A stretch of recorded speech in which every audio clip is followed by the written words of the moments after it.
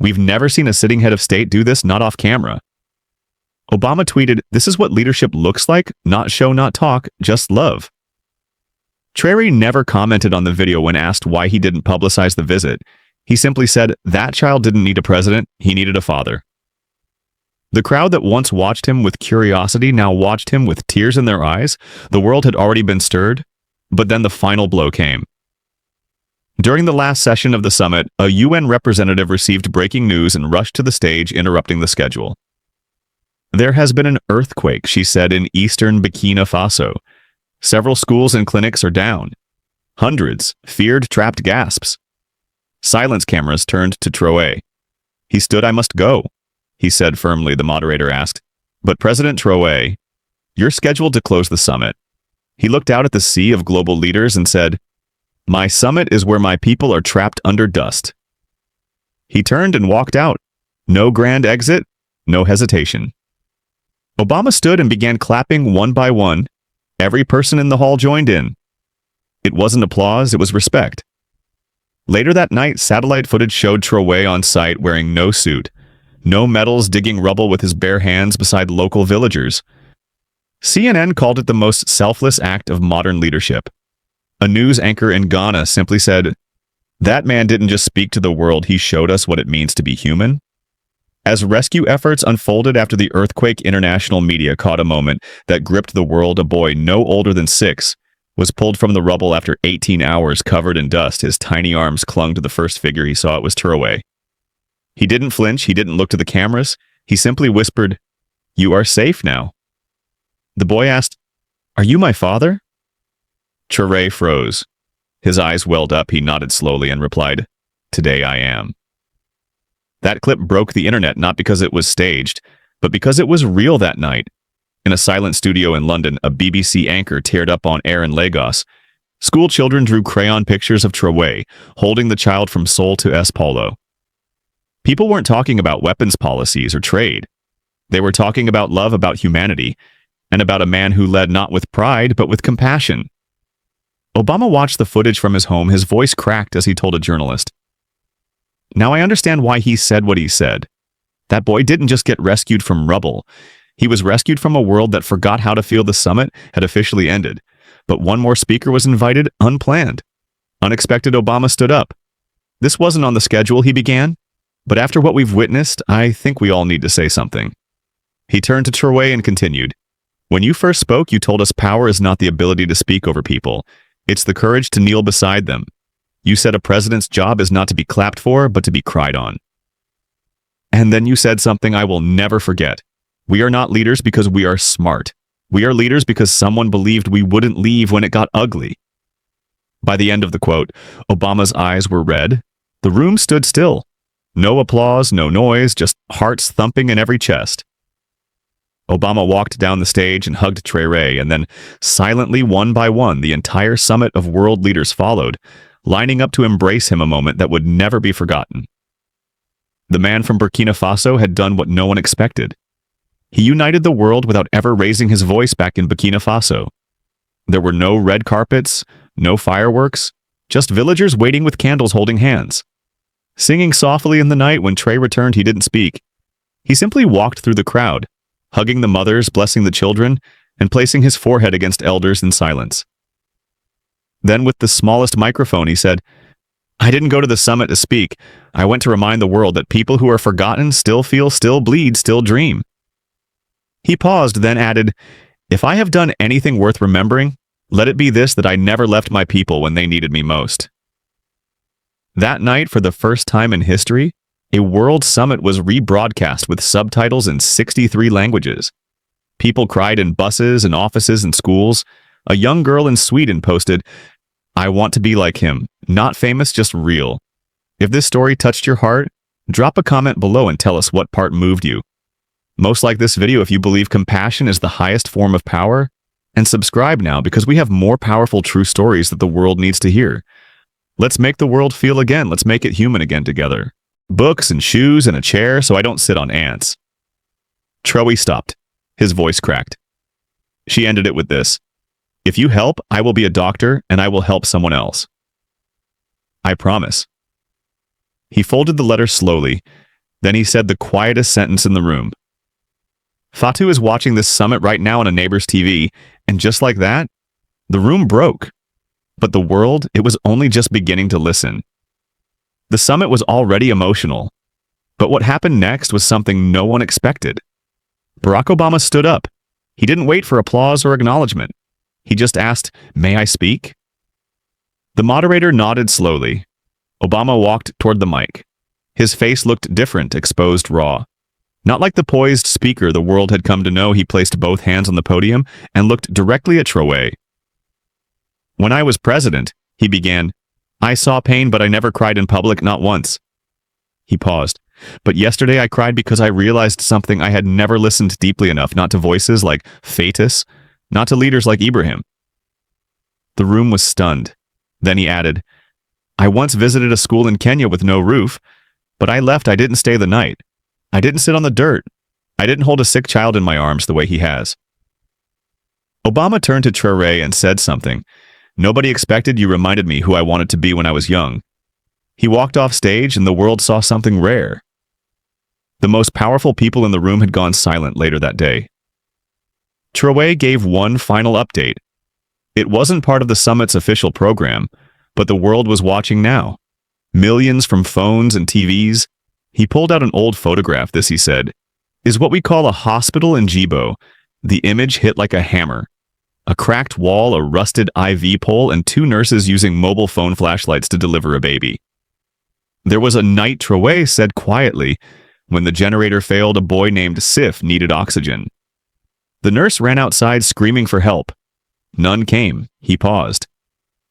"I held that boy's hand. I told him a story, even though I knew he might not survive the hour." The audience froze. Salif passed away at 2:17 a.m. His last words were, "Tell my mom I didn't cry." The summit hall broke into tears. Traoré didn't raise his voice once, but in that stillness and that unbearable truth, he forced every leader present to feel what it meant to be forgotten, what it meant to be poor, and what it meant to die without the world noticing until now. Hours after Traoré's final remarks, something unexpected happened. A text message from Barack Obama. It was short. It read, "We need to do something immediately. Call me Traoré." Looked at it, then looked up at the cameras. He didn't say anything, but his eyes glistened again. Behind the scenes, something had shifted quietly, powerfully that evening. Social media exploded. Eastan with Traoré began trending in over 30 countries. But more than that, people started doing something real. A teacher in New York launched a fundraiser to build a roof for Fatu's school. A nurse in Brazil posted a video vowing to donate her salary to medical aid in Burkina Faso. An 11-year-old boy in Tokyo mailed his shoes cleaned and polished to the Burkina Faso embassy. This wasn't just emotion anymore, it was action. Obama and Trey went back behind closed doors that night. No cameras, no press, just 2 men, one from Chicago, one from Ouagadougou. Both crying again, and this time, they were planning something that would shake the world the next morning as the summit resumed. A quiet envelope was passed to Traoré by a young volunteer. It was handrest. The handwriting was shaky but careful. He opened it slowly. Inside was a letter from Fatu, the young girl whose voice had been read during his first speech. She wrote, "Dear Uncle Ibrahim, I saw you on my uncle's phone. You read my words. I never thought the world would listen to me when I heard you say my name. I screamed, my whole village screamed." She drew a picture beside her signature, a stick figure of Tro standing next to a smiling girl with books at the bottom. She added, "You made me believe I can be president too. If I become president, I will fix all our broken chairs and give every girl her own shoes." Traoré held the letter with both hands, and for the first time in public, his voice cracked. Even the translators paused. Obama, watching from the front row, placed his hand over his heart. This wasn't a speech anymore. It was a moment that felt bigger than politics, bigger than power.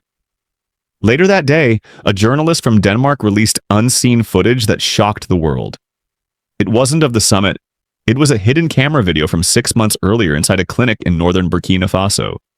It showed Traoré without security, without press bandaging the leg of a crying child, no medical gloves, no camera crew, just him kneeling on the dusty floor, whispering to calm the child. The journalist captioned it, "This is the man the world ignored until now."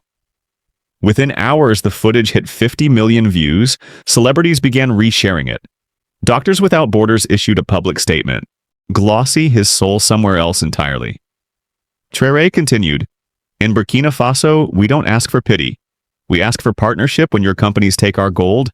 We ask, why can't our schools have books when your deals are signed behind closed doors? We ask, why can't our hospitals have electricity?" He looked to the side. The large screen showed silent stats behind him. World hunger, child mortality, illiteracy rates. But Trey didn't point at them instead. He tapped his chest. The real crisis is not out there, it's in here in our hearts. And for the first time, Barack Obama slowly reached for a tissue. He wasn't just listening. He was breaking. It was one tear quiet. Slow, but it changed everything. Obama didn't wipe it right away. He let it fall as if it deserved the weight. The entire room froze. Journalists lifted cameras, but no one dared speak. Troy noticed, but didn't stop. Instead, his voice became gentler, like he was speaking only to Obama. "Now, sir, I know you've carried many burdens. I know you tried to do what you could when you could. But I must ask, do you believe we did enough?" Obama exhaled slowly, deeply.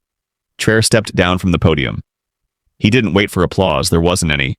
Not because they didn't want to clap, but because no one could move a silence thicker than any speech filled the hall. Then Obama stood and the room inhaled as one. He walked to the mic, placed both hands on the edge, and looked straight at Traoré. "You asked a question," he said quietly, "and I don't have an answer." He paused, "But I've never heard anything like what you just said." He turned to the crowd, "Ladies and gentlemen, I think we need to sit down and listen to this man." Really listen, and just like that, the world began to change. Traoré sat down slowly after Obama's words, but his mind wasn't in that room anymore. He wasn't in Geneva. He was back home in Dori, a small village in Burkina Faso. He remembered the day he found Khalifa's body. A neighbor had knocked on the door with eyes full of sorrow. His mother dropped the wooden spoon in her hand and screamed before the words were even spoken. "Ibrahim," the neighbor said, "he's gone." There had been no ambulance, no justice, no funeral suit, just a torn shirt, red soil, and a silent grave.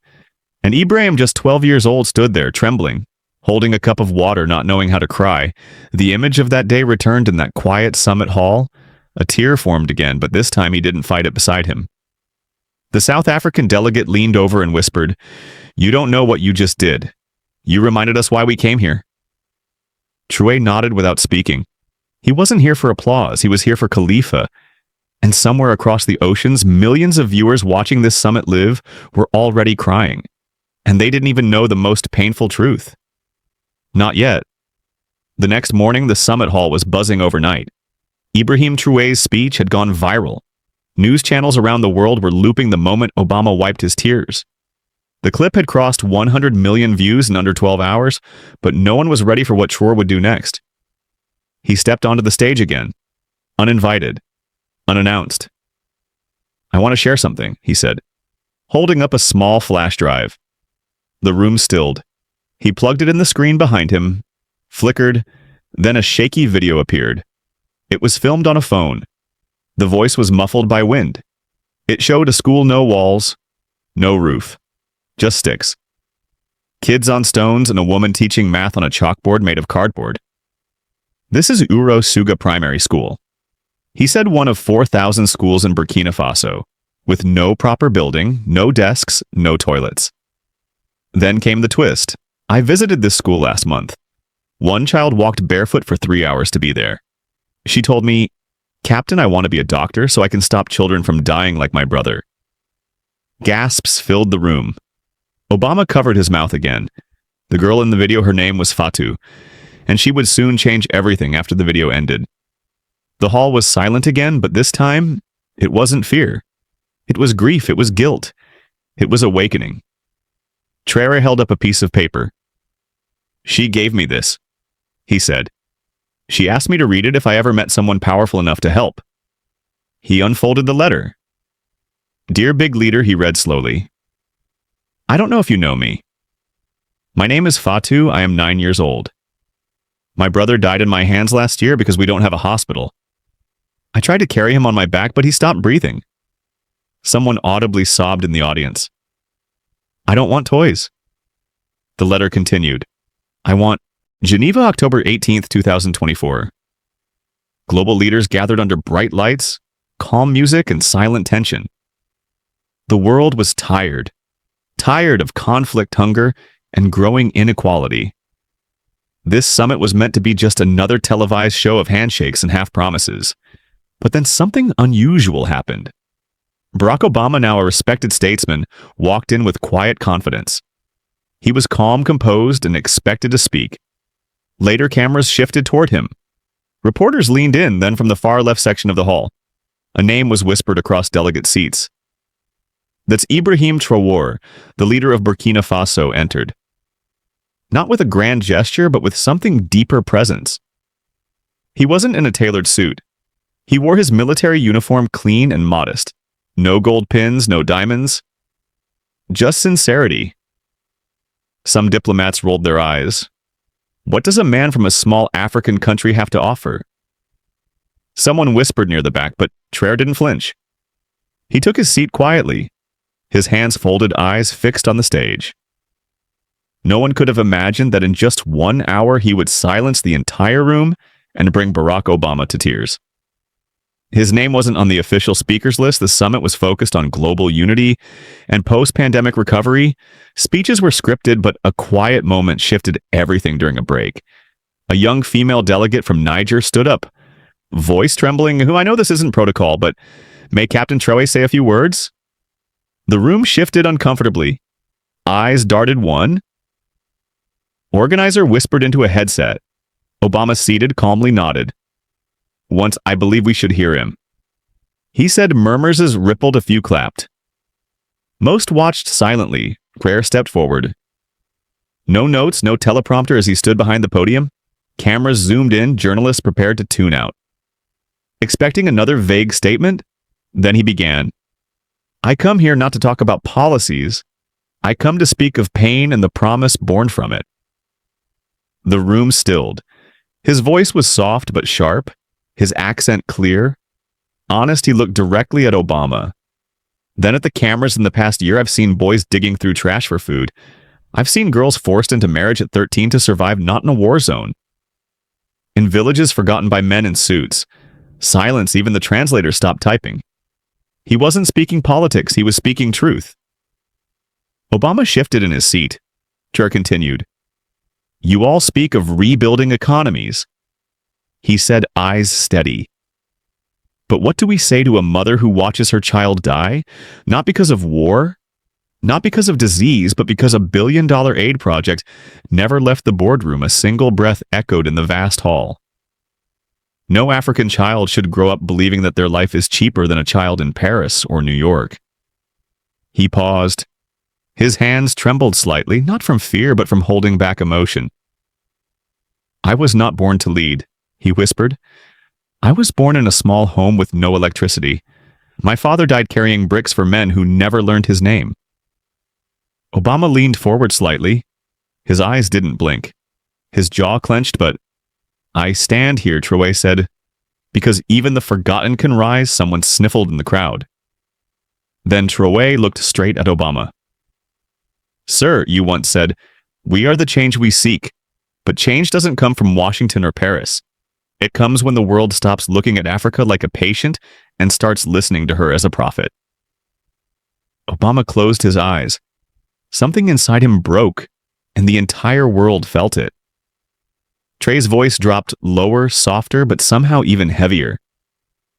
I had a brother. Once he said his name was Khalifa, every ear in the room was open. Every eye on him. We were just kids. We played with old tires and chased goats. We never dreamed of airplanes or computers, just rice and maybe meat on Sundays. He smiled faintly, then swallowed hard when Khalifa was 10. He walked 5 miles to find bread. He never came back. Obama leaned back. Something in his chest tightened. Someone stabbed him over one piece of dry bread. That's what poverty does. It doesn't just steal food, it steals dignity. It teaches children to fight. Not Liv, the translator in the back, had stopped typing. She was crying. Traoré looked around the room. I know what people think when they look at my country, poor, violent. Unstable, but we are not statistics. We are not your project. We are people with names, with graves, with memories. He paused. My brother died for bread, but I'm here today to feed a different hunger. A hunger for justice and still. Obama didn't blink. His eyes were locked. Something was unfolding. Something the world wasn't ready for. The air felt heavier. Some delegates turned off their phones. Some began to take notes, not because they had to, but because they wanted to remember Trey hadn't raised his voice once, but his words echoed like thunder. A woman from Norway whispered to her aide, "Why haven't we heard of this man before?" Across the room, a South African diplomat wiped her glasses, her fingers trembling. Journalists stopped tweeting, cameras zoomed in, and Barack Obama. He hadn't moved. His left hand rested over his mouth. His eyes,